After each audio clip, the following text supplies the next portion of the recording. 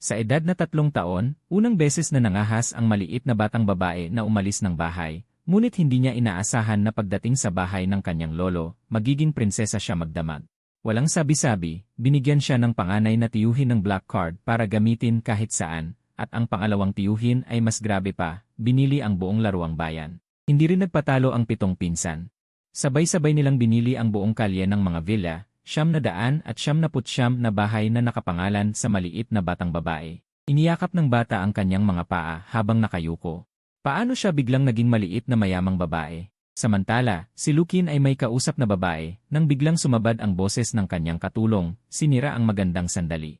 Alu, may isang tao na gustong makipagkita sa'yo. Pagkasabi pa lang nito, isang maliit na batang babae ang tumakbo mula sa likod ng katulong. Tinitigan siya ng malalaki at maamong mga mata, pagkatapos ay sumigaw ng malakas, "Tatay, ako ito." Ang tawag na ito ay nagpamangha sa lahat ng naroon. "Bata, sino ang tinatawag mo?" Malamig na tiningnan ni Lukin si Ansiaxia. "Siyempre ikaw." Itinuro ni Ansiaxia si Lukin gamit ang kanyang daliri. Pagkatapos ay napatingin siya sa isang babae sa tabi, naguguluhan. "Sino siya?" "Ang bago kong nanay." "Hindi at hindi rin ako ang iyong tatay." Umiling si Lukin at itinanggi. Naiintindihan ko na. "Tatay, nahihiya ka bang aminin dahil nandyan si tita?" "Okay lang, naiintindihan ko na. Maaari akong maghintay hanggang matapos ka sa trabaho bago mag-usap." Pagkatapos, umupo si Ansiaxia ng maayos sa sofa sa opisina, kumuha ng candy mula sa kanyang bag at kumain. Si Lukin naman ay nakaramdam ng inis sa maliit na bata.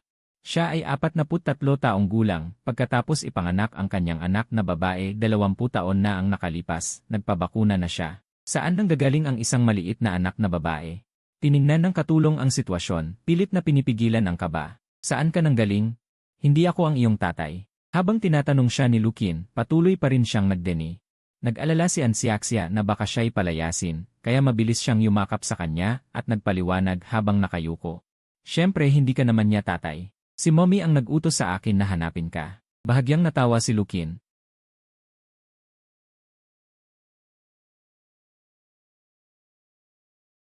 Ngayon, nagbago na ang isip, hindi na kinikilala. Handa na siyang ibaba ang maliit na bata at utusan ang katulong. Ihatid siya sa orphanage o pulis. Mabilis na hinigpitan ni Ansiaxia ang kanyang yakap kay Lukin at umiyak ng malakas. "Huwag, ayaw ni Siaxia pumunta sa orphanage. Hindi ka naman anak ko. Bakit kita tatanggapin? Bigyan mo ako ng dahilan." Si Lukin ay hindi gumagawa ng lugi na transaksyon. Seryoso siyang nagsalita. "Ikaw ang lolo ni Siaxia. Hindi mo pwedeng iwan si Siaxia." Umiyak ng malakas si Ansiaxia. Pagkatapos marinig ito, biglang nagdilim ang mukha ni Lukin. Kanina, akala niya naging tatay siya sa pagkakamali. Ngayon, naging lolo siya ng apo. Sa totoo lang, mas mabuting ihatid na lang sa pulis. Namumula ang mga mata ni Ansiaxia. Si Siaxia ay mayroon na lang lolo. Hindi pwedeng itakwil ni lolo si Siaxia. "Bakit mo ako tinawag na tatay kanina?" Nalito si Lukin, pero ngayon ay nakaramdam siya ng kaunting awa. Dahil may ibang babae sa tabi ni lolo, ayaw siya ni Siaxia, kaya gusto niyang umalis ito. Mahinang sabi ni Ansiaxia, "Sabi ni Mommy na mabait si lolo, pero ba't ang sungit niya sa akin?" "Sino ang mommy mo?" tanong ni Lukin. "Si Mommy ay si Mommy." Ang address at mapa ng kumpanya na ibinigay ni Mommy, sabi pumunta raw ako dito para hanapin si lolo. Naguguluhan ang maliit na mukha. Tiningnan ni Lukin ang sitwasyon, wala na siyang pag-asa na makakakuha ng kapaki-pakinabang na impormasyon mula sa batang ito. Tapos palihim na bumunot ng ilang buhok ni Ansiaxia, dinala sa ospital, at sabi, "Ibigay mo sa akin ang resulta bago matapos ang oras ng trabaho." Agad tumango ang assistant, lumingon at dumiretso sa ospital. Kaya si Ansiaxia ay tahimik na umupo sa tabi. Pinapanood si Lukin na nagtatrabaho ng seryoso, habang siya ay nagkukwentuhan, "Lolo. Ang galing mo magtrabaho, lolo. Ano ito? Pwede ko bang laruin?" Tahimik, ang mahahabang daliri ni Lukin. Pinisil ang kanyang noo. Sa kanyang trabaho, walang sinuman ang nangahas na manggulo sa kanya ng ganito. Pero nang makita ang mukha ng batang babae na puno ng sama ng loob, napilitan siyang magtanong. "Gusto mo ng cake?" Lumiwanag ang mga mata ni Ansiaxia, hindi siya nagtatanim ng galit. Marahan siyang tumango. Pagkatapos, pumunta ang assistant sa tindahan ng cake at bumili ng lahat ng uri. Ang yaman talaga ni lolo, bumili ng marami ng sabay-sabay. Pero hindi inaasahan, kalahati pa lang ng cake ang nakain. Naramdaman ni Ansiaxia na hirap siyang huminga, biglang pumuti ang kanyang mukha, at ang cake ay nahulog sa sahig ng pumalakpak. Wala naman talagang gana sa trabaho si Lukin, bigla niyang nakita ang batang babae na maputla ang mukha na nakaupo sa sofa. Bigla siyang tumayo, inabot at binuhat ang bata, sabay tawag sa telepono. Inutusan ang driver na pumunta sa ospital. Ang kamay ni Lukin na may hawak sa bata ay nanginginig. Halos hindi na nag-isip, diretsyo niyang kinumpirma na si Ansiaxia ay talagang apo niya. Dahil ang kanyang anak na babae ay allergy rin sa mangga mula pagkabata. Naramdaman ni Ansiaxia ang lalaking may hawak sa kanya. Na sobrang tense kaya umiti siya na may muso, lolo. Ayos lang si Xiaxia. Tahimik, malapit na tayo sa ospital. Nanginginig si lolo. Gusto talaga ni Lukin na bumalik ilang segundo ang nakaraan at patayin ang sarili niya sa pagbili ng cake para kay Xiaxia. Pagdating sa ospital, habang nilalagyan ng doktor si Ansiaxia ng inaalo niya si Lukin. Wala naman talagang problema ang bata, dahil kaunti lang ang kanyang kinain, gagaling din siya agad. Tiningnan ni Lukin ang silid at naisip niyang medyo simple ito, kaya direkta siyang tumawag sa kanyang assistant. Bilhin niyo ang ospital na ito para sa akin. Makalipas ang 5 minuto, nailipat si Ansiaxia sa pinakamataas na silid ng ospital. Biglang bumukas ang pinto ng silid at pumasok ang 3 lalaking may kakaibang tindig. Mabilis na tiningnan ang maliit na dalaga sa kama, saka nagbago ang usapan. Ama, umiti si Lukin at tumango, ito ang anak ni Jingjing. Siya ang inyong apo. Dahil medyo magulo ang paligid, nagising din si Ansiaxia. Tiningnan ang 3 nerbiyosong lalaki, ang tingin ay nagwandering, naguguluhan. CJ, matulog ka ng mahimbing at magpahinga ng mabuti. Pagbalik mo, makikilala mo ang iyong 7 kuya. Natatawang sabi ni Lukin, ang mga pilyong bata sa bahay ay araw-araw na naghahangad na magkaroon ng isang kapatid na babae, at ngayon dumating na siya. Kung hindi man lang sila makapagsalita, hayaan ang mga pilyong iyon na pumunta sa training camp upang maranasan ang hirap ng buhay. 7. Hirap na itinaas ni Ansiaxia ang kanyang mga daliri upang bilangin, ngunit nang maalala niya ang kanyang pinsan na araw-araw na nambubugbog sa kanya. Agad niyang hinablot ang damit ng kanyang lolo. Ano ang problema, mahal ko? Agad na napansin ni Lukin na may hindi maganda sa kalooban ng bata. Ako ba ay bubugbugin ng mga kuya? Si Xiaxia ay nag-isa lamang, paano kung hindi ko sila matalo? Naisip niya. Nandito ang mga tito mo, paano kanila mabubugbog? Mamahalin kanila, hindi kanila sasaktan. Kung maglakas loob silang saktan ka, ako mismo ang mangangasiwa sa kanila. Nagsimulang kumuha ng tissue si Lukin. Upang pahirin ang luha ni Ansiaxia, pinoprotektahan ka ng mga tito mo. Habang inaalo ni Lukin si Ansiaxia. Sa kanyang isip, buong-buo niyang pinagalitan ang kanyang mga pilyong anak. Bakit mo nasabi yan, Xiaxia? Masasabi mo ba sa tito mo? Tiyak na poprotektahan kita. Seryosong sabi ni Louie. Araw-araw akong binubugbog ng pinsan ko sa bahay at kinukuha pa ang aking candy. Sumama ang masamang lalaki sa pinsan ko upang saktan si Xiaxia. Umiiyak si Ansiaxia habang nagsasalita, niyakap ang kanyang lolo. Dahil sa sobrang emosyon ng bata ngayong araw. Hindi nagtagal, nakatulog siya ng mahimbing. Wala pa bang balita tungkol sa bunso? Tahimik na tanong ni Louie. Nagpadala na ako ng tao upang mag-imbestiga. Hindi man lang maisip ni Lukin kung anong klaseng buhay ang dinaranas ng kanyang anak ngayon. Ang pamilya Lu ay maingat sa kanilang mga mahal sa buhay. Paano hahayaan ni Jingjing na ganyan na lang saktan ng iba si Xiaxia? Siya sa atin niyo, siguraduhing makuha ang lahat ng impormasyon tungkol kina Jingjing at Xiaxia sa mga nakaraang taon. Si Ansiaxia ay pinilit na manatili sa ospital ng mahabang panahon. Dahil masarap ang pagkain. Siya ay naging mas maganda kumpara noong dumating siya. Sumama si Ansiaxia sa kanyang yaya. Upang maglaro sa maliit na hardin ng ospital. Biglang may pamilyar na boses na tumunog mula sa malayo. Maliit na hipon. Nanginginig ang buong katawan ni Ansiaxia. Lumingon siya at nakita niya ang kanyang pinsan na si An Baocheng. Bago pa man siya makareact, biglang may lumipad na bato at tumama sa kanyang noo. Pagkatapos, tumakbo si An Baocheng na galit na galit. Ikaw na masamang babae, saan ka nagpunta? Pinahirapan mo akong hanapin ka. Noong huli, ginawa mong ganito ang aking binti, hindi pa kita pina-account. Natakot si Ansiaxia at umatras ng 2 hakbang. Ang binti mo ay ikaw mismo ang gumawa niyan. Sinusubukan mo akong saktan pero hindi ko nakita. Ang bato sa lupa ay natumba, wala akong kinalaman. Nalungkot at nagalit si Ansiaxia. Bini-bini, nagulat ang yaya sa itsura ni Ansiaxia. Agad siyang lumapit upang protektahan ang bata. Magandang tita, gusto kong puntahan si Lolo. Nanginginig ang labi ni Ansiaxia at namumutla ang mukha. Huwag mong isipin na dahil may mga matatandang nagpoprotekta sa iyo, hindi kita magagalaw. Pagkatapos, dumampot si An Baocheng ng isang sanga malapit at inihagis ito. Samantala, bumalik si Lukin mula sa kumpanya matapos ang trabaho at nakita ang eksenang ito. Agad niyang binuhat ang bata. Ngayon, kailangan kitang disiplinahin. Hinaharang si An Baocheng ng yaya. Ngunit hindi pa rin siya tumitigil. Bata, sino ang sinasabi mong disiplinahin mo? At sino ka ba? Sumunod si Lulayang, nagpoprotekta sa bata ng may kapangyarihan. Pagkatapos, tiningnan ang bata na hindi pa kalmado at inutusan, dalhin si Xiaxia pabalik sa kanyang silid. Ako na ang bahala sa natitira. Matapos umalis si Xiaxia, pinagalitan ni Lulayang si Baocheng. Bago bumalik sa silid, at inutusan ang punong ospital na palayasin si Baocheng.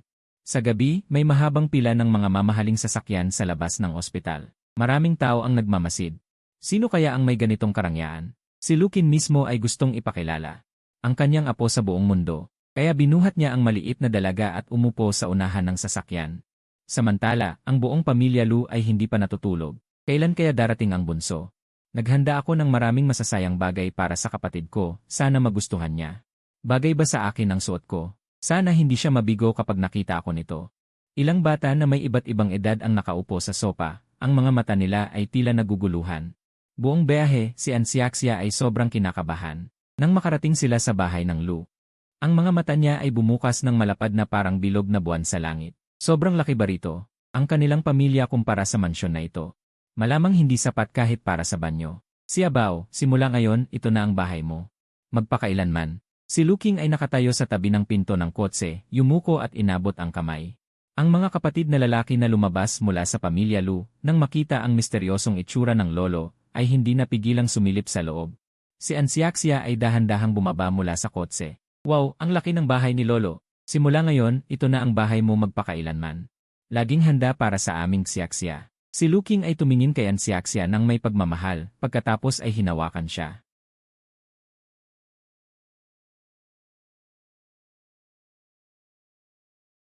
Tita, magandang umaga. Si Juliusi ay biglang umiti, lumapit at tumingin sa bata. Ganito ba ako kabata? Si Xiaxia ay tuwang-tuwa na tumango, pinupuri siya dahil sa kagandahan.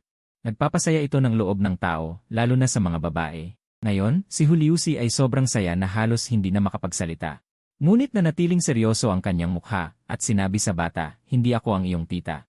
Sa susunod na magkita tayo, tawagin mo akong Lola, okay? Si Xiaxia ay may malalaking mata. Tinitigan siya ng bilog. Lola, ang bata mo. Ngumiti si Juliusi at inabot ang kamay. Diretso niyang binuhat ang bata. Siyempre, Xiaxia, gusto mo bang makita ang iyong kwarto? Ito ay personal na pinili ni Lola. Bago pa man tumango ang bata, direkta na siyang binuhat at dinala sa itaas.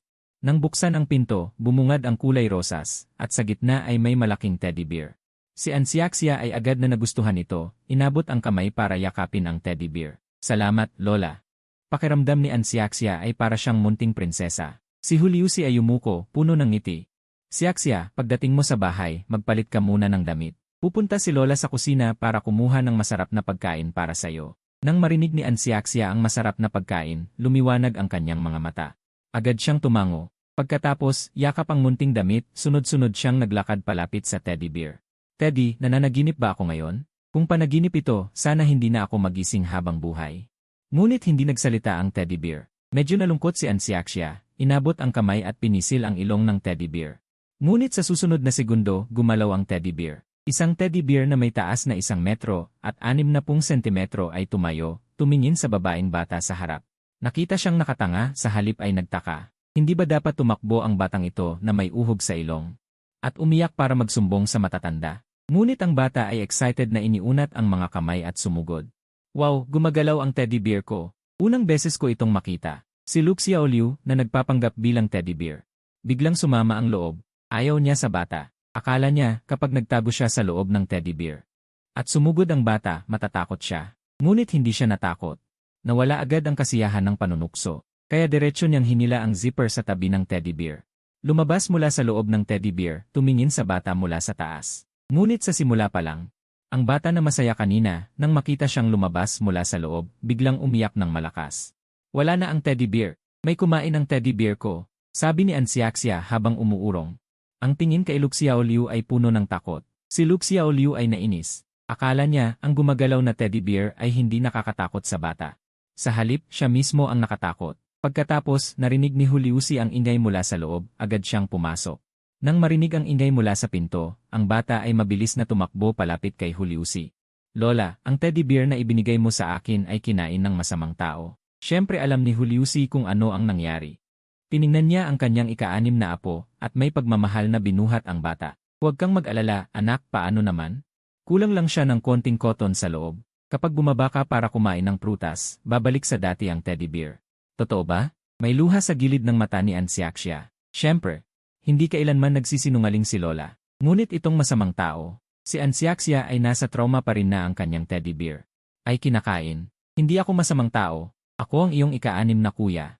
Lumapit si Lu Xiaoliu at nakita ang bata na umiiyak pagkatapos ay sumimangot. Babae talaga. Mahilig umiyak. Ika-6 na kuya. Si Ansiaxia ay yakap kay Lola. Tumingin kay Lu Xiaoliu nang hindi makapaniwala. Sino ang nagpapahintulot sa iyo na tawagin akong ika-6 na kuya? Wala akong kapatid na tulad mo. Ayaw ni Lu Xiaoliu sa bata, sadyang iniiling ang ulo. Ngunit sa susunod na segundo, biglang sinipa ang kanyang puwet. Si Lu Xiaoliu ay galit na lumingon para sumigaw pabalik, ngunit nakita ang kanyang ama na si Lu Yini, na may malamig na mukha. Bago umuwi si Xiaobao, ano ang sinabi ko sa iyo? Huwag mo siyang apihin. Bakit pagdating mo lang sa bahay ay gumawa ka agad ng gulo? Galit na sabi ni Lu Xiaoliu, hindi naman siya espesyal, isa lang siyang sinungaling na bata. Bakit naman siya gusto ng lahat? Ayaw ko siyang pakisamahan. Huwag kang umiyak, huwag natin siyang pansinin. Lola, palitan kita ng damit. Pagkatapos, bababa tayo para maglaro. Malapit na rin siguro umuwi ang iba mong mga kuya. Tiningnan ni Juliusi si Lu Xiaoliu ng masama, pagkatapos ay binuhat si Ansiaxia at dumiretso sa kwarto, isinara ang pinto. Samantala, hinila ni Luyi si Lu Xiaoliu sa tenga papunta sa sala. Seryosong tumango si Luyi. Hindi ko rin inaasahan na may sasabihin na mabuti ang batang ito. Sakto namang bumukas ang pinto noon. Tumakbo si Lu Xiaoqi mula sa labas gamit ang maikling binti, nasaan ang bunso. Si Lu Xiaoqi ang pinakabata sa pamilya.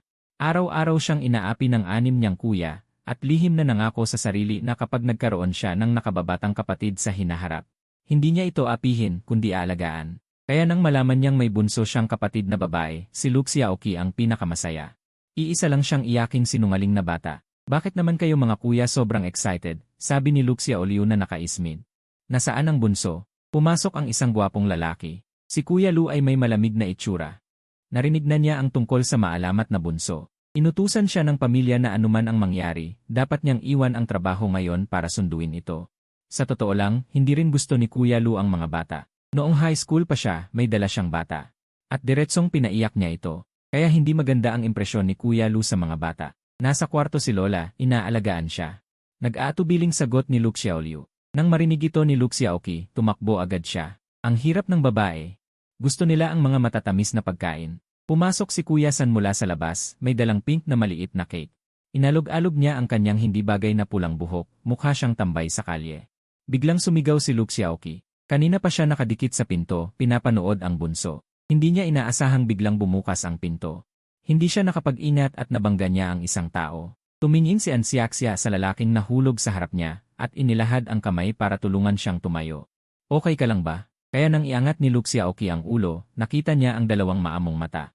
Ang lambot, at bakit ang cute ng bunso? Hindi siya katulad ng mga masungit na bunso ng iba. Nakita ni Ansiaxia na wala naman siyang problema, kaya napahinga siya. Pagkatapos ay kumuha siya ng candy mula sa bulsa at inabot ito. Ito, para sa'yo. Hindi mahilig sa candy si Lu Xiaoqi, pero iba kapag galing sa bunso. Inabot niya agad ito, at umalis siya nang walang imik, dumiretso sa kanyang kwarto. Nagtatakang tumingin si Ansiaxia sa kanya. Si Kuya Xiaoqi iyon, paliwanag ni Juliusi nang nakangiti. Nagalit ba ako kay Kuya Xiaoqi? Nag-aalalang tanong ni Ansiaxia. Hindi ganoon kakuripot ang Kuya Xiaoqi mo. Inalo ni Juliusi ang bata. Pagtingin niya, nakita niyang si Lu Xiaoqi ay tumatakbo papalapit, may dalang isang kahon ng tsokolate. Bunso, ito para sa'yo.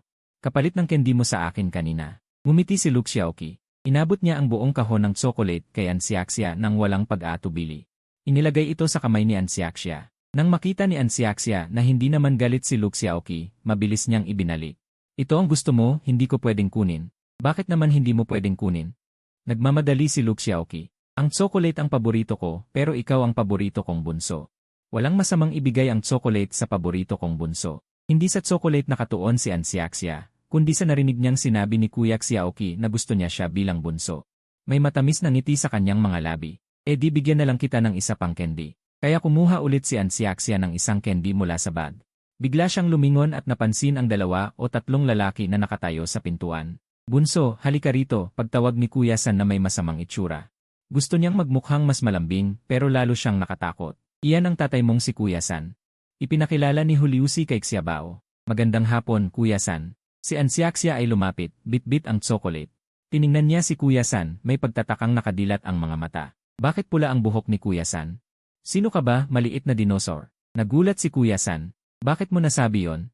Sa kartoon, pula rin ang ulo ng maliit na dinosaur. Marunong ba siyang pumutok ng apoy? Itinuro ni Ansiaxia na parang gumagaya. Hindi ako dinosaur. Kunin mo ito, regalo ko sa'yo. Huwag mong mawala. Tiningnan ni Kuya San si Ansiaxia, may matalim na tingin. May pagkagulat sa mga mata ni Ansiaxia. Tumingin siya sa napakagandang maliit na cake at masayang tumango. Salamat Kuya San. Napakabait ni Kuya San. Medyo hindi komportable si Kuya San, inilihis ang tingin. Malaki pala ang pagkakaiba ng kuya at bunso. Sa sandaling iyon, napansin ni Ansiaxia ang lalaking nakatayo sa likod ni Kuya San. May mukha siyang sariwa at makinis, pero nang tumingin siya sa kanya, lumambot ng bahagya ang kanyang titig. Siguro dahil hindi niya alam kung paano magsimula ng usapan, kaya tumigil siya ng matagal nang walang imik. Kaya pumili si Ansiaxia mula sa kanyang mga candy. Pumili siya ng isa at inabot ito. Kuya, gusto mo ng candy? Tiningnan ni Kuya Lu ang maliit na bola sa harap niya. Ibinaling niya ang tingin, nakita ang murang candy sa kamay niya. Gusto ni Kuya Lu na hanapin sa mukha ni Ansiaxia. Ang anino ng kanyang tiyahin. Hindi kumukurap na tinitigan siya ng bata. Pagkatapos, hinawakan ni Kuya Lu ang maliit na bola. Nagulat si Ansiaxia, mabilis na niyakap ang leg ni Kuya Lu. Ang chocolate at cake sa kanyang kamay ay biglang. Hindi ko naabot at nahulog sa sahig. Ang chocolate ay okay, ngunit ang cake ay dumiretso sa pagkadurog. Si Ansiaxia ay malungkot na nakatingin sa cake na nasa sahig. Kakanin ni Xiaxia. Huwag kang mag-alala, bibilhan ka ng kuya ng mas malaki. Inabot ni Lucky ng kamay para pawiin ang luha sa aking mga mata. Naging malambot ang tono ng boses. Uy, iyon ang binili ko, sabi ni Lula Osan, tumatawa sa sitwasyon. Ang cake na ito ay malamang binili mo rin. Nang makita ni Ansiaxia na mag-aaway na sila, mabilis niyang inabot ang kanyang maliit na kamay at pinunasan ang luha sa kanyang mukha. Tumalon siya at lumapit kay Lula Osan. Ang regalo ni ikatlong kuya ay sobrang nagustuhan ko. Hindi mahalaga sa akin kung saan ito binili ni Xiaxia. Ikatlong kuya, huwag kang makipag-away kay panganay na kuya. Naramdaman ni Lula Osan na parang may pumalo sa kanya na bulak. Inabot niya agad ang maliit na bata at binuhat. Anak, huwag kang iyakin lagi. Kung malaman ng iba na ang kapatid ko ay isang iyakin na bata, saan ko ilalagay ang mukha ko? Tumango si Ansiaxia ng masunurin. Hindi na iyak si Xiaxia. Pero si ikatlong kuya ay hindi rin dapat makipag-away kay panganay na kuya. Pilit na tumango si Lula Osan. Nagtaka ang mga nasa paligid. Dahil ang ugali ni Lula Osan ay walang makapigil, ngunit sa pagkakataong ito ay hindi siya nagdulot ng gulo. Sa susunod, si ikatlong kuya ay bibili ng mas maganda para sa iyo, mabilis na dagdag ni Lula Osan. Si Ansiaxia ay sumandal at hinalikan siya sa pisngi. Ibaba mo na agad si Xiaxia. Hindi dapat magkalapit ang lalaki at babae, alam mo ba? Mabilis na lumapit si Lukin para kunin ang batang babae. Pero hindi madaling pumayag si Lula Osan. Kaya bahagya siyang umiwas at nagsalita ng may pagmamataas. Lolo, matanda ka na ngayon. Hindi mo na kayang buhatin ang batang ito. Ako na lang ang gagawa. Naramdaman ni Lukin na nasa gilid na siya ng galit. Pero nang hindi niya napansin, ang batang nasa kanyang kamay ay agad na kinuha ng isang tao na naghihintay sa tabi. Si Lula Oda ang bumunot sa kanya. Tiningnan ni Lula Oda ang maliit na bata sa kanyang mga bisig at mumiti ng bahagya. Gusto mo bang makita ang regalong inihanda ng kuya para sa'yo? Napatingin si Ansiaxia. Pero nag-aaway si Lolo at si ikatlong kuya. Hindi, wag kang mag-alala. Nandito si panganay na kuya. Wala silang problema, sabi ni Lula Oda habang umikot at dinala ang maliit na bata paitaas. Si Juliusi, na nasa tabi, ay hindi na nagulat at tinamad na pakialaman ang dalawang pilyo. Umakyat siya sa itaas at sumunod kay Lula Oda. Pero ang ginawa ni Lula Oda ay isinara silang lahat sa labas. Tumahimik si Juliusi. Inilapag si Ansiaxia sa tabi ng kama. Lumuhod siya at mula sa pinakailalim ng aparador. Kumuha ng isang kahon. Ang kahon ay naglalaman ng isang limitadong edisyon na custom-made na manika. Akala niya hindi na niya ito maibibigay sa buong buhay niya. Pero dumating ang maliit na batang ito. Ibinigay ni Lula Oda ang manika kay Ansiaxia. Tumingin si Ansiaxia pababa, kumindat at mumiti. Salamat, panganay na kuya. Ang ganda-ganda niya. Pero walang kasiyahan si Lula Oda. Bahagya siyang nakakunot ang noo.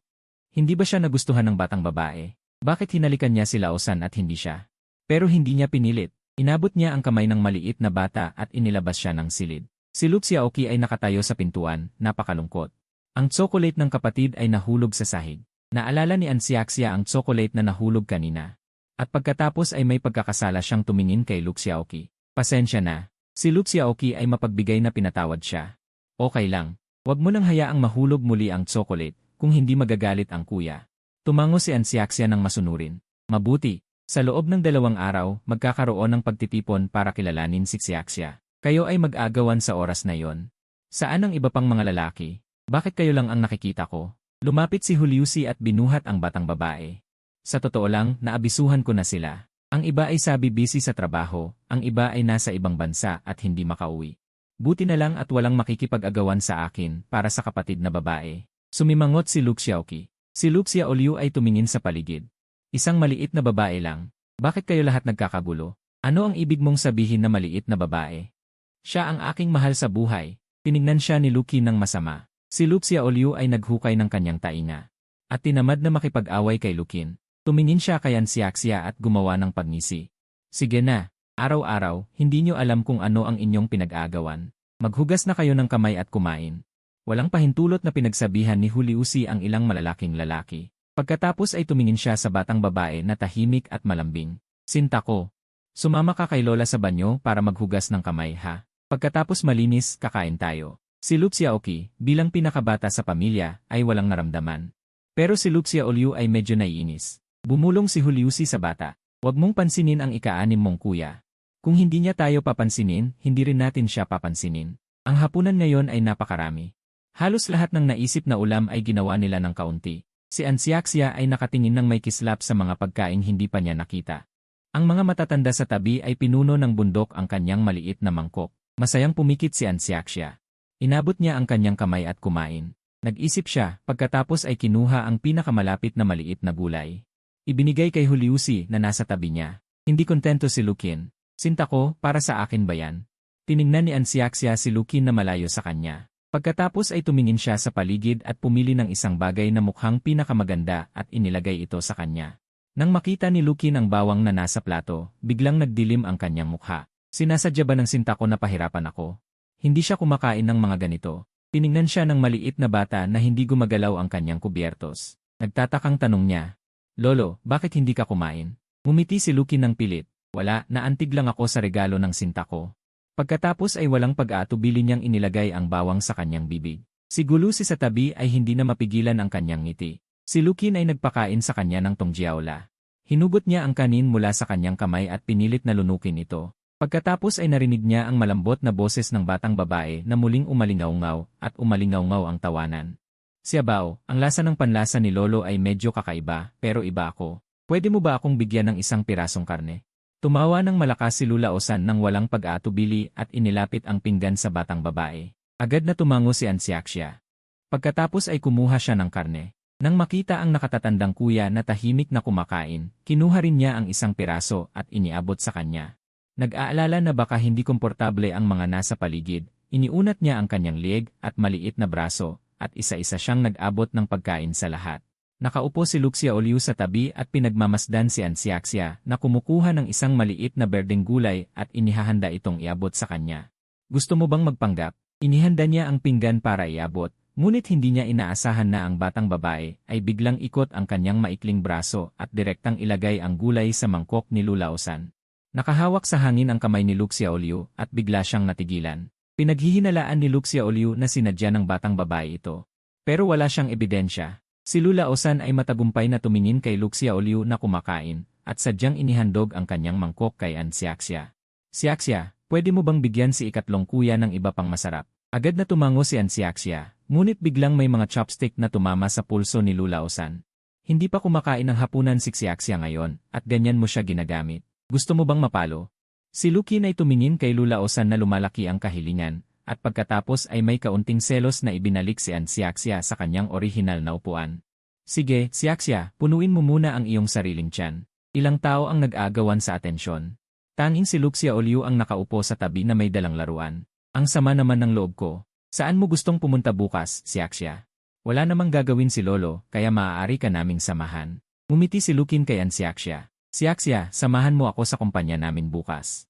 Maraming bagay sa kumpanya namin na gusto ng mga batang babae. Inihinto ni Lula Oda ang kanyang mga kubyertos at tumingin kay Ansiaxia. Ang batang babae ay nag-isip at nagtanong ng may pag-usisa.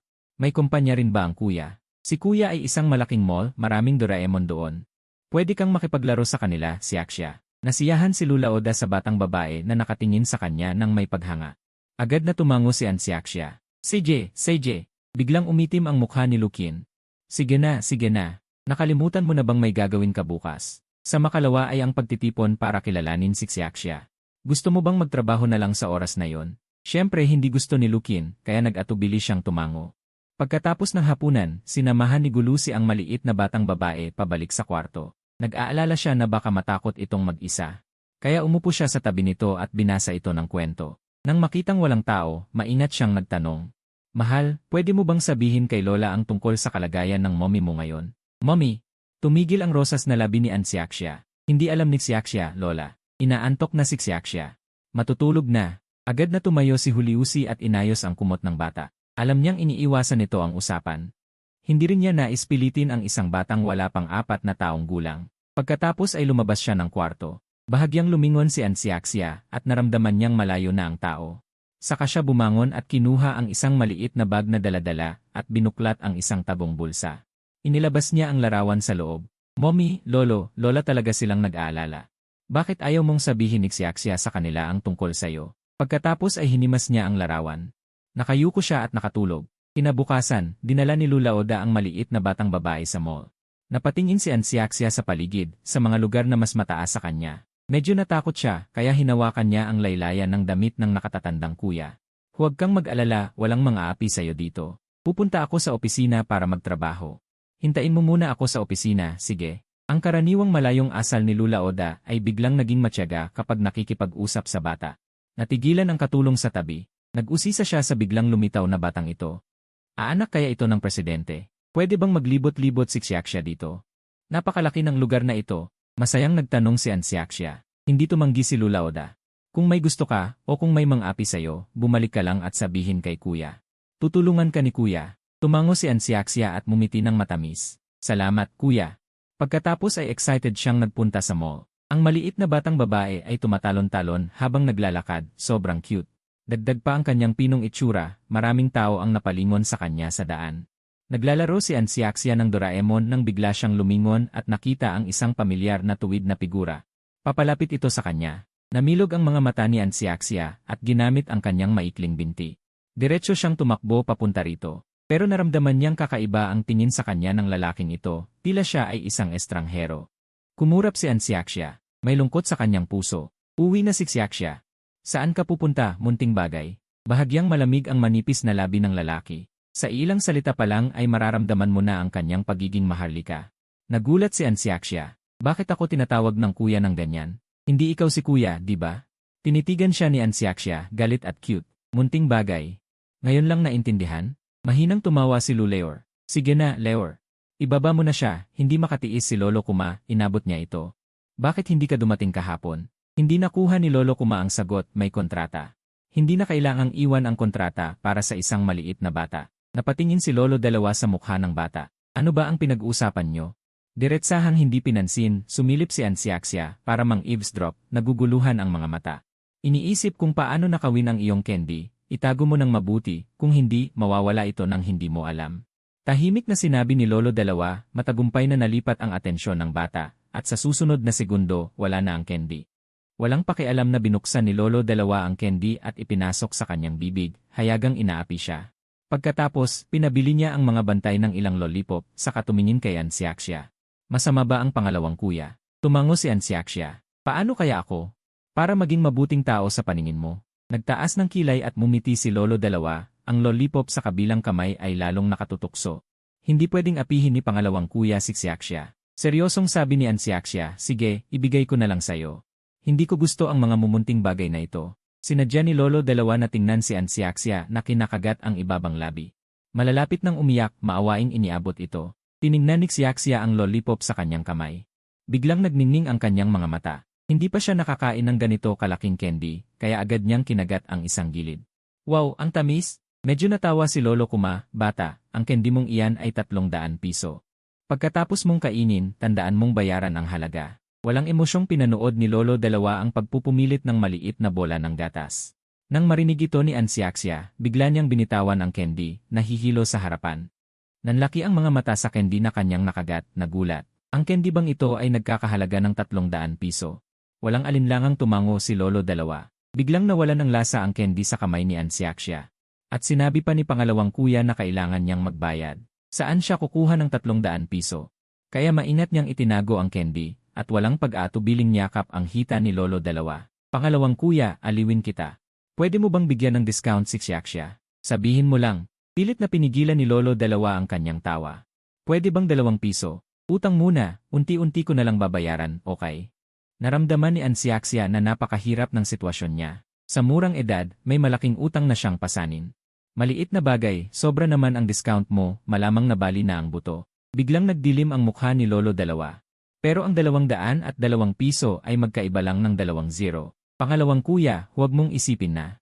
Maliit pa ako at hindi marunong ng matematika. Ang 0 ay parang wala, kaya ang 200 at 2 piso ay pareho lang. Hiningi ni pangalawang kuya sa akin ang 300 piso, pagkatapos ng discount, talagang tama ang 2 piso.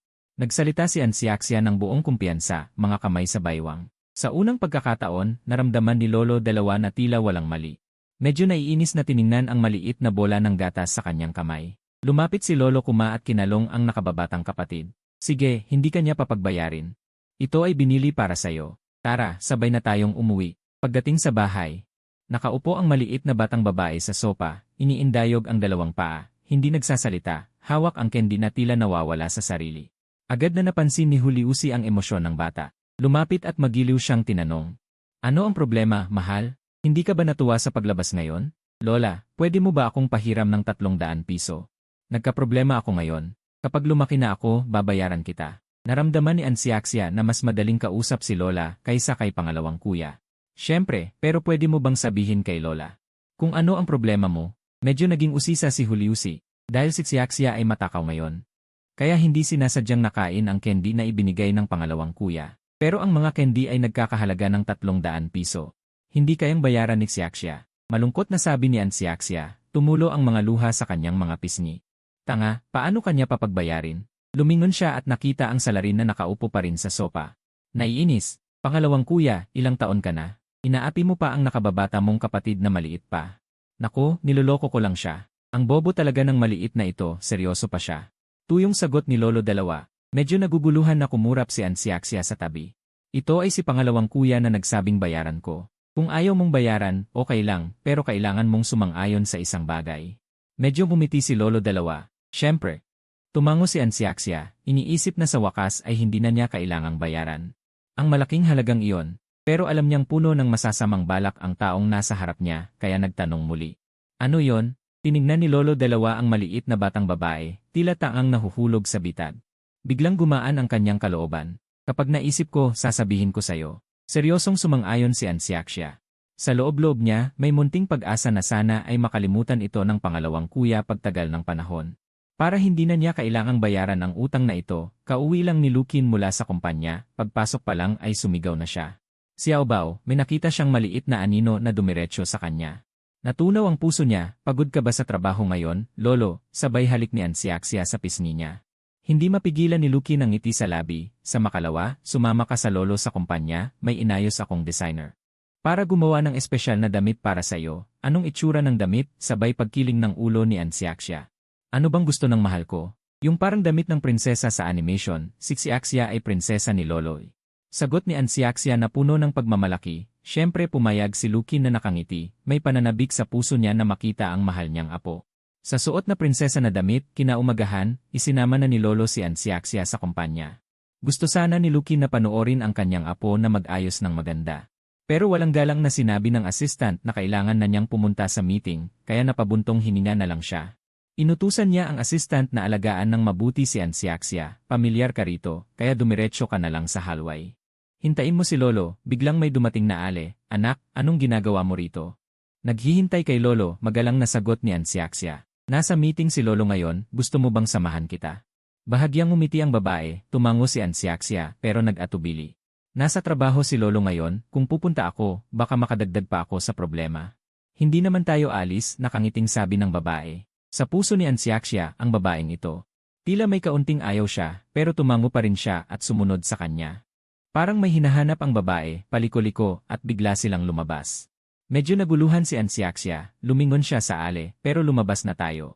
Wala si Lolo sa labas, hindi mo ba gustong magdala ng regalo para sa kanya? May isang cake shop sa harap, gusto kitang dalhin para bumili ng 2 pirasong cake, sabay tayong pumunta. Nakangiti pa rin ang babae, pero ang tingin sa bata ay tila may kadiliman. Parang makatuwiran iyon kay Ansiaxia, tumango agad siya, bumili sa akin si Lolo ng maraming bagay. Kaya gusto ko ring magdala ng regalo para sa kanya, napabuntong hininga ang babae. Nagtatakang tumingin sa paligid ang bata. Ngunit sa sumunod na segundo, may biglang humawak sa ilong niya, naramdaman ni Ansiaxia na biglang bumigat ang katawan niya. At nahimatay siya. Anong gagawin natin sa batang ito? Sabihin lang nila na dalhin siya. Hindi naman sinabi kung paano, may isang lalaking may sakit na boses na nagsalita. Tingnan mo ang itsura niya, maganda naman.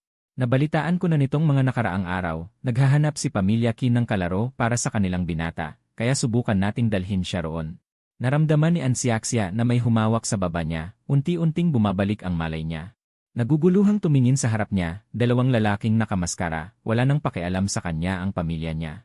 Subukan lang sa Pamilya Qin, mas lalong nagiging masigasig ang nagsasalita, hindi tatanggi si Lolo kay Xiaxia. 382 kayong mga masasama, habang nagsasalita ay direktang ikinulong ang sanggol sa maliit na madilim na kwarto. 383 tumingin-tingin si Xiaxia sa paligid, may takot sa kanyang mga mata, niyakap ang kanyang mga tuhod at nakatulog ng mahimbing. 384 samantala, ang pamilya Lu ay tila natatakpan ng mababang presyon, si Lu Qin ay may madilim na mukha. 385 siya sa atin ng mabuti ang background ng babaeng iyon, sinuman ang mga has na saktan si Xiaobao. 386 hindi dapat palampasin, hukayin ang lupa ng 3 talampakan upang mahanap ang tao. At si Ansiaxia sa sulok na yon, 387 nagkulong buong gabi, talagang namimiss niya ngayon si Lolo at ang mga kuya niya. 388 sa kanyang pagkalito, nakita niya ang isang taong lumapit sa kanya. Saan ba nakuha ang manika na ito? 389 ang ganda ng itsura nito. Sa oras na yon, sabihin na lang na kinuha mula sa orphanage. 391 isang babaeng simple ang pananamit ay tumingin kay Ansiaxia. Nakatayo si Ansiaxia sa kanyang kinatatayuan. 391 nakatingin sa isang grupo ng mga estranghero. Tita, maaari niyo ba akong dalhin kay mama? 392 ang babaeng iyon ay walang ganoong awa. Nakatingin sa maliit na bata sa harap, walang pag-aatubiling inabot ang kanyang kamay. 393 kinurot ang pisngi ng bata. Sige, tita, syempre dadalhin kita sa iyong ina. 394 ngunit sa biyaheng ito, huwag kang iyak o magwawala. Tahimik na tumango si Ansiaxia. 395 pagkatapos ay itinulak siya ng isang tao papasok sa isang sasakyan. Samantala, 396 matapos ang operasyon ni Kinze, palagi siyang nasa ospital. Ayon sa bodyguard, 397 ang batang ito noong na-ospital ay tila nakilala ang isang maliit na babae, naging magkaibigan. 398 dahil dito, bumuti ang kanyang kalagayan. Kaya si Inakin, pagkatapos ng operasyon, 399 ay agad na nakipag-ugnayan sa orphanage ng lungsod upang tingnan kung maaaring mula doon 400 pumili ng isang bata para samahan ang tao. Ang maliit na kaibigan sa ospital ay kayong mga masasamang tao, sinabi at diretsyo ninyong ikinulong ang sanggol sa maliit na madilim na silid. Tumingin si Ansiaxia sa paligid, may takot sa kanyang mga mata, niyakap ang kanyang mga tuhod at nakatulog ng mahimbing. Samantala, ang pamilya Lu ay tila nababalot ng mababang presyon, si Lu Qin ay may maitim na mukha. Alamin ang buong detalye ng babaeng iyon, sinuman ang mga has na saktan si Xiaobao. Hindi dapat patawarin, hanapin siya kahit sa ilalim ng lupa, at si Ansiaxia sa sulok na iyon. Nakapulupot buong gabi, talagang namimiss niya ngayon ang kanyang lolo at mga kuya. Sa pagkalito, nakita niya ang isang taong lumapit sa kanya, saan ba nakuha ang manika na ito? Mukhang maganda ang itsura, sa oras na yon sabihin na lang na kinuha mula sa orphanage. Isang babaeng simpleng manamit ang tumingin kay Ansiaxia, nakatayo si Ansiaxia. Nakatingin sa mga estranghero, tita, maaari ba ninyong ihatid si Xiaxia sa kanyang ina? Ang babaeng iyon ay walang ganoong kalaking awa. Sa pagtingin sa maliit na bata sa harap niya, hindi siya nagdalawang isip na iabot ang kanyang kamay. Kinurot niya ang mukha ng bata. Sige, tita, syempre dadalhin kita sa iyong ina. Ngunit sa daan, huwag kang iyak o magwawala. Tumango si Ansiaxia ng masunurin. Pagkatapos ay itinulak siya ng isang tao papasok sa isang sasakyan. Samantala, matapos ang operasyon ni Kinze, nanatili siya sa ospital. Ayon sa tanod, noong na-ospital ang batang ito, tila nakilala niya ang isang maliit na babae bilang kaibigan. Bilang resulta, bumuti ang kanyang kalagayan. Kaya't si Inang Qin, pagkatapos ng operasyon, ay agad na nakipag-ugnayan sa ampunan sa lungsod upang tingnan kung makakakuha siya mula doon ng isang batang napili para samahan ng tao. Ang maliit na kaibigan sa ospital ay maaaring may ginagawa. Kaya hindi siya dumating ngayon. Dinalhan ka ni Mommy ng maraming magagandang kaibigan. Tingnan mo kung sino ang gusto mong iwan, sabi ni Yayakin habang tumutulo ang kanyang luha.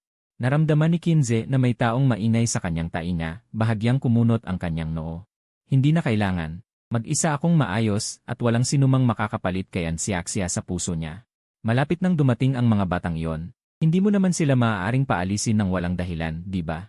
Kung gusto mo, tingnan mo muna sila ngayon. Kung hindi mo sila magustuhan, pwede mo silang paalisin. Pilit na pinayuhan ni Yayakin. Si Kinze ay nababagot sa kalooban, ayaw niyang pumunta sa isang daan. Biglang humigpit ang pagkakahawak sa gulong ng wheelchair, labis na natakot si Yayakin.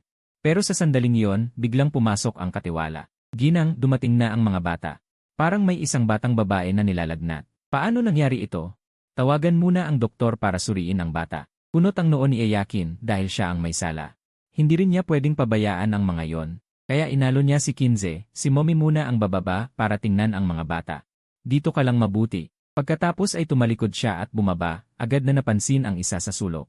Isang batang babae na namumula ang mukha, halos hindi na makadilat ang mata. Ang batang ito ay may karamdaman sa daan. Kaya siya nagkasakit. Ang alin na kasama ng mga bata ay biglang lumapit at nagsalita. Pagkatapos ay hinila niya si Ansiaxia na nilalagnat at mahina. Ano ang sinabi ko sa'yo bago tayo dumating?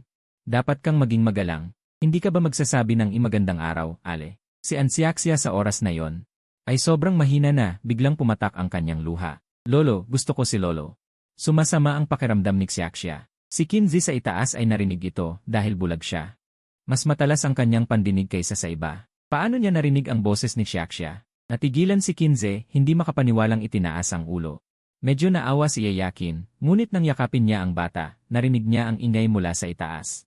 Lumingon siya at nakita ang kanyang anak na nakatayo sa hagdan, isang kamay na niyakap ang maliit na bola.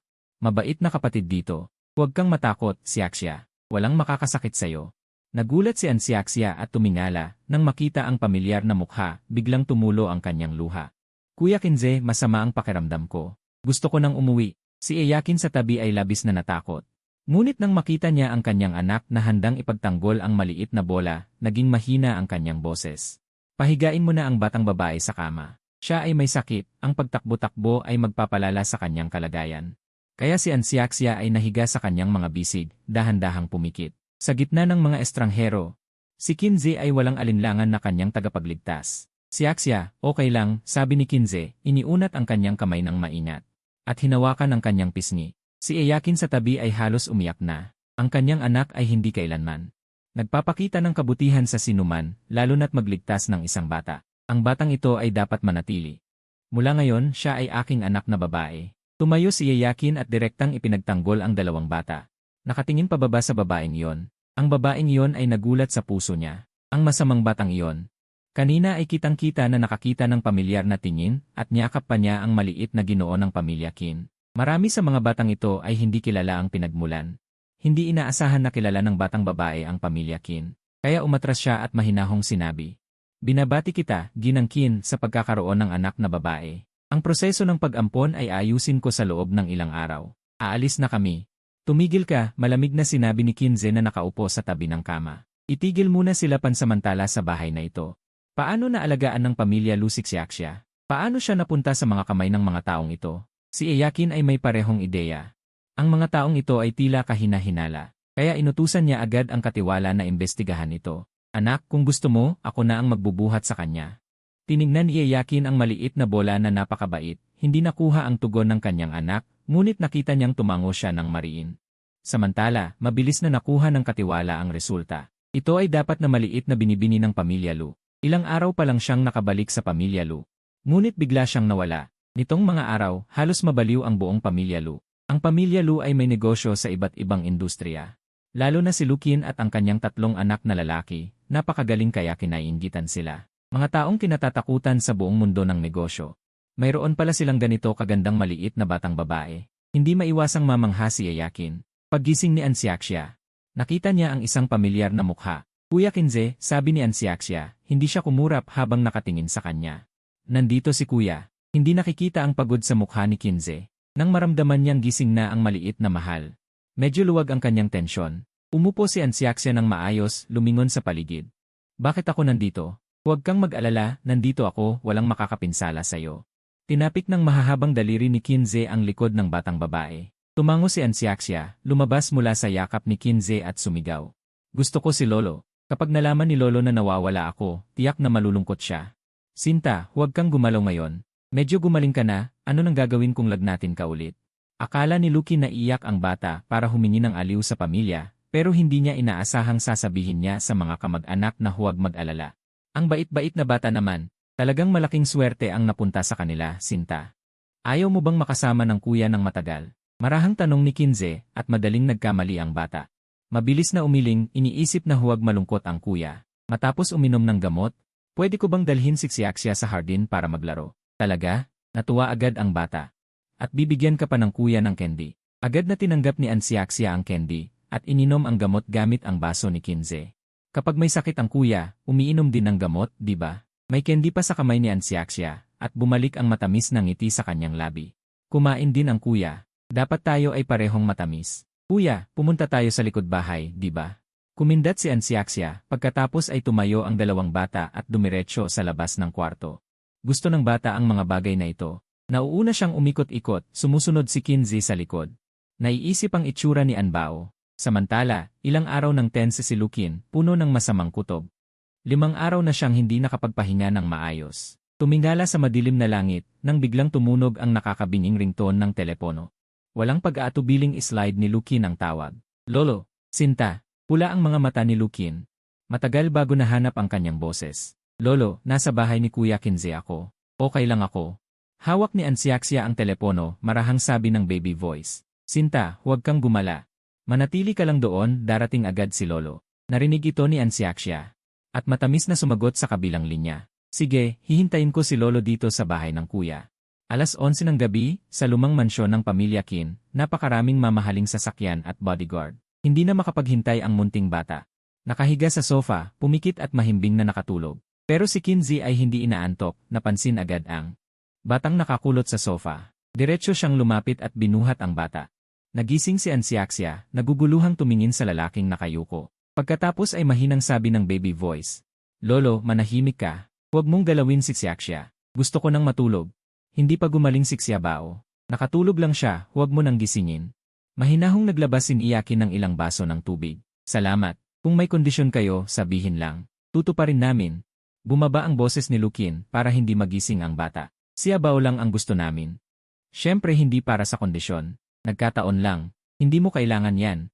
Walang pakialam na sabi ni Iyakin. Pero nang matapos siya, nagsalita ang tahimik na si Kinze na nakaupo sa sofa. Si Xiaxia ay miyembro ng pamilya namin. Anong inyo? Sa amin siya. Sa isang salita, nagalit si Lukin. Pero kayo ang nawalan kay Anbao. Si Anbao ay kapatid na babae na ibinigay sa akin ng nanay ko. Tahimik at hindi umatras si Kinze. Napatahimik si Lukin. Imposibleng pumunta sa bahay niyo. Ilang taon ba ang apo ko? Paano ako magkakatiwala sa inyo? Anak, si Xiaobao ay hindi bata mula sa orphanage. May pamilya siya. Hindi rin inaasahan din Iyakin na ang kanyang anak ay makikipag-away sa pamilya Lu. Mabilis siyang nagsalita. Maliban sa maliit na batang iyon, anong hiling mo kayang tuparin ng pamilya Lu? Pumasok si Lulaosan mula sa pintuan. Nang marinig ito ni Kinze, bahagya siyang natigilan. Talaga ba? Isa sa mga sinabi ng pamilya Lu hindi na mababawi. Walang pakialam na sabi ni Lulaosan. Pero sa susunod na segundo, tahimik na nagsalita ang binata. Sinabi ninyo, kapag gumaling na ang mga mata ko, gusto kong tumira sa bahay ng Lu. Muntik nang patayin ni Lukin ang nagsabi noon. Patayin! Napagtanto niya na ang batang ito ng pamilya Kin ay alam na hindi siya papayag na manatili si Xiaobao. Kaya sinadya niyang maghukay ng bitag na ito para sa kanila. Pero ilang taon pa lang si Xiaxia. Kapag lumaki siya, tiyak na magiging mas matalino. Buwan ng gastos ng pamilya Lu sa pagkain ay 500,000. Kung papayag kayo, pumayag na kami. Puno ng hinanakit si Lulaosan. Kahit ang pananalita niya ay hindi maganda. Walang problema, hindi tumutol si Kinze. Tumingin si Lulaodan sa maliit na bata at malamig na ngumiti. Kung tapos na ang kondisyon. At pumayag ka, syempre walang sasabihin ang pamilya Lu. Pagkatapos, binuhat ni Lukin ang kanyang munting sinta. Lumingon kay Lulaodan. Ayusin niyo ito. Ang mga agaw kay Xiaobao ay dapat magbayad. Lolo, umiiyak ka. Nagulat si Ansiaxia. Hindi nagsalita si Lukin, niyakap lang ng mahigpit ang bata. Natatakot ba si Lolo? Wala yan. Sabi ni Mommy, ako ay isang mapalad na tao, tiyak na walang mangyayari sa akin. Hinampas ng munting bata ang balikat ni Lukin. Ngumiti si Lukin ng may pagmamahal. Tama, para sa ating Siaksya. Likas na pinagpala ng Diyos. Sa oras na yon, si Juliusi ay nakatayo sa pintuan. Matapos makita ang figura na bumaba mula sa sasakyan.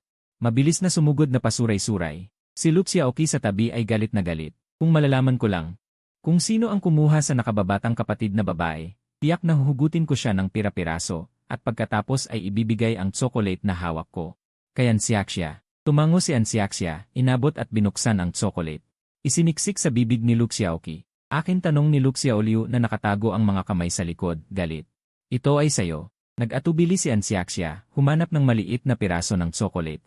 Ibinigay kay Luxiaoliu. Yenny, sino bang gusto kumain ng bagay na pambata, sabi ni Luxiaoliu na nakaismid ang labi. Pagkatapos ay inabot ang alkansyang baboy na nakatago sa likod at isiniksik sa kamay ni Ansiaksya. Ito ay napulot ko sa ibang lugar. Hindi ko rin gusto, ibibigay ko na lang sayo. Si Ansiaksya ay may yakap na alkansyang baboy. Alam niya ito. Sabi, ito ay napakahalagang bagay. Isang bagay na napakahalaga. Paano ito mapupulot ng iba? Kumindat si Ansiaksya. Mukhang ito ay napakahalaga. Siyempre, ito ang lahat ng kanyang baon. Nagmumura sa isip si Luxiaoliu. Kapag tinanggap mo na, bawal nang mawala. Kung hindi, hindi ko na ibibigay sa'yo. Mahinang suminghot si Luxiaoliu, pagkatapos ay tumalikod at umalis. Resulta, dahil hindi siya nakapansin, nasubsob siya sa lupa.